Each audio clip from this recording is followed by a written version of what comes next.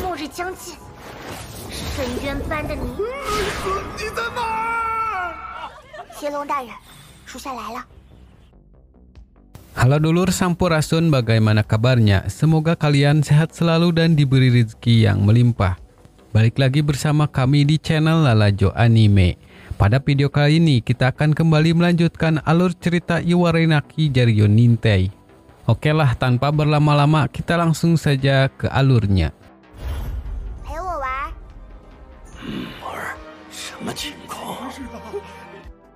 Di cerita sebelumnya, di kota Seiren, Reiko bertemu dengan naga Raja Iblis.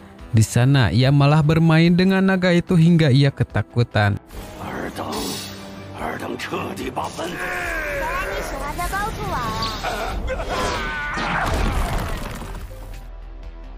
Kemudian, Saint Air dirasuki oleh bayangan dan membuatnya mengeluarkan sifat jahat yang sebenarnya.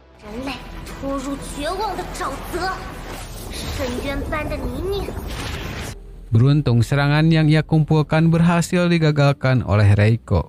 Lalu cerita dilanjutkan saat naga memegang kepala Saint Air. Bayangan itu masuk ke dalam tubuh naga. Di sana ia masih berniat untuk menghancurkan kota Seiren dengan memanfaatkan kebencian dari orang lain.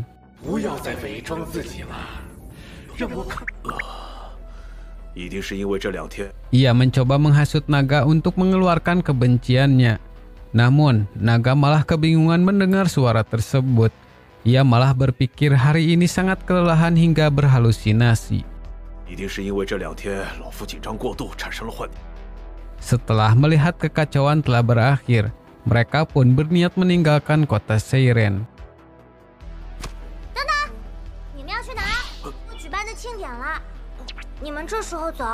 Tidak lama, Saint Air menahan mereka. Ia mengatakan terpaksa meminta mereka datang ke perayaan oleh anak-anak, yang ternyata ia sendiri juga menginginkan mereka untuk tidak pergi sekarang. Pada awalnya, Reiko menolak ajakan Saint Air, tapi naga tidak ingin mengecewakan anak-anak. Namun tujuan naga hanyalah makanan saja. Lalu berpindah pada bayangan tadi. Ia masih kebingungan mencari kebencian yang disembunyikan naga. Tapi selama naga masih berada di kota Seiren, ia berpikir masih mempunyai kesempatan.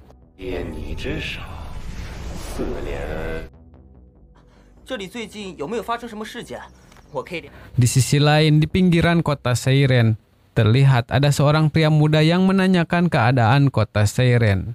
Ia adalah utusan dari Serikat Petualang. Kemarin ia mendengar kabar ada suatu kejadian di kota itu. Namun pria itu menjelaskan di sana tidak ada kekacauan dan di dalam kota hanyalah ada seorang anak yang bermain dengan naga. Di sana pria muda itu sangat kebingungan mendengar penjelasannya. Lalu pria tua itu menunjukkan naga Raja Iblis tersebut.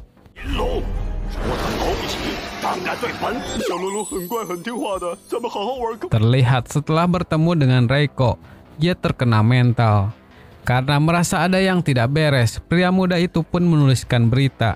Dan beritanya sampai di kota Periodona. Melihat kabar tersebut, Ariante mempunyai firasat buruk. Lalu Riyad ingin segera pergi ke kota Seiren karena ia sangat mengkhawatirkan Reiko. Namun ia ditahan oleh Ariante. Ia masih harus melanjutkan latihannya. Di sini terlihat latihan Riyad mulai ada perkembangan. Kembali pada Reiko dan naga. Saat festival berlangsung, terlihat Reiko sangat menginginkan makanan yang lezat. Untuk itu, naga mengizinkannya mencari makanan yang ia mau.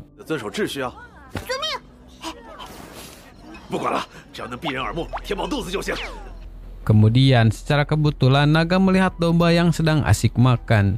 Ia pun mencoba masuk ke dalam kandangnya. Namun ternyata rumputnya telah dihabiskan. Tidak lama, anak kecil yang kemarin berada di sana. Ia adalah pemilik dari domba-domba itu. Melihat anak itu membawa rumput yang banyak, naga sangat menginginkannya. Beruntung anak itu sangat baik memberikan rumput tersebut. Namun sialnya, Reiko berada tepat di belakangnya. Ia sangat terkejut melihat naga yang sedang memakan rumput. Lalu naga berpura-pura menjadi seekor kambing agar bisa selamat. Dan anehnya lagi, Reiko malah percaya begitu saja.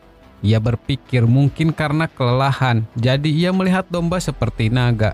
Ia pun pergi begitu saja. Kemudian, para domba kembali menghabiskan semua rumputnya, hingga naga merasa sangat frustasi. Dan hal itu membuat bayangan sangat senang, karena akhirnya ia menemukan kebencian dari naga. Ia pun memancing naga untuk mengeluarkan sifat aslinya. Tidak lama, naga pun terpengaruh oleh bayangan.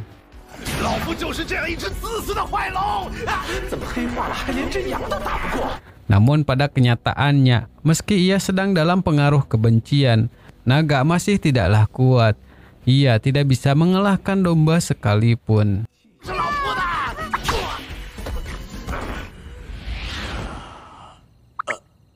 Saat tersadar, ia kebingungan dengan yang terjadi barusan.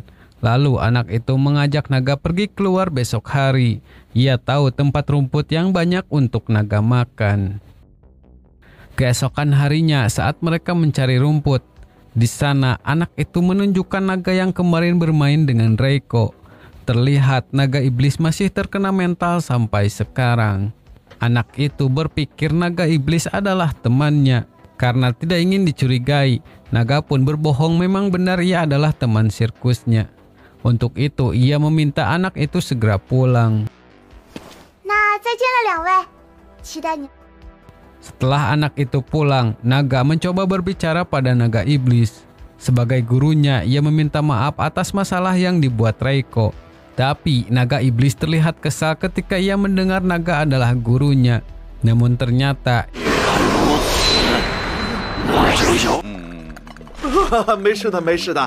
Ia hanya ingin bermain saja. Karena kasihan, naga pun akan bermain dengannya. Di saat tangan naga menyentuh naga iblis, kesempatan itu dimanfaatkan oleh bayangan. Ia masuk ke dalam tubuh naga iblis. Di sana bayangan keheranan naga raja iblis terkena mental oleh bocah. Lalu ia pun menghancurkan beban tersebut sehingga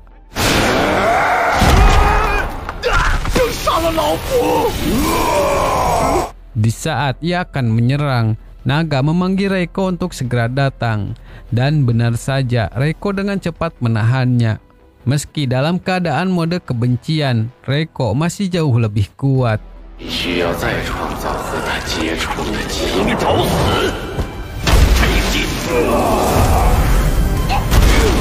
Namun saat ia memegang ekornya, bayangan dengan cepat masuk ke dalam tubuh Reiko. Di dalam sana, ia langsung memprovokasi Reiko untuk mengeluarkan kebenciannya. Akan tetapi, bayangan tidak bisa menembus lebih dalam, dan ia malah terhisap oleh kekuatan Reiko. Lalu Reiko mengingat masa lalunya saat ayahnya diserang oleh monster. Di sana, ia sangat bersedih kehilangan orang tuanya. Dan tiba-tiba energi dalam tubuhnya meluap hingga ia berubah seperti yang dikatakan Ariante.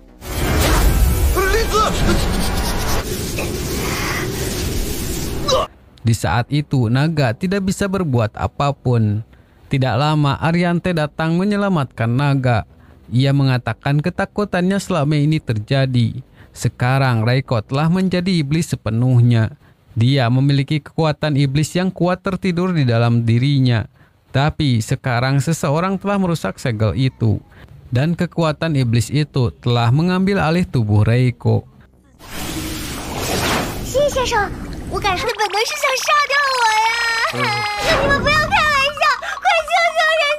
Warga yang penasaran pun berdatangan ke TKP.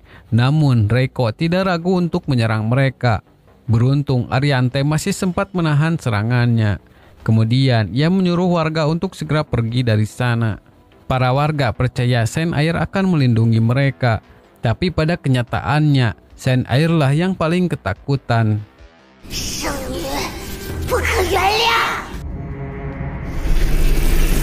Kemudian naga berpikir untuk sekarang ia beruntung karena ada Ariante. Ia yakin pasti Ariante akan menyelamatkan mereka dari situasi ini. Akan tetapi Ariante malah lari ketakutan. Ternyata ia juga kebingungan melawan kekuatan Reiko yang seperti itu. Saat kabur, naga berpikir mungkin inilah kesempatan yang ia tunggu-tunggu. Sekarang Reiko sangatlah kuat dan tidak ada yang akan menyakitinya. Tapi demi Reiko, ia berhenti dan akan mencoba apapun. Nah teman, bagaimanakah naga akan mengatasi Reiko yang sedang kerasukan? Tapi kita akan lanjutkan lagi cerita ini di video selanjutnya. Mohon maaf jika ada kesalahan dalam konten ini. Kritik dan saran silahkan di kolom komentar. Terima kasih sudah menonton.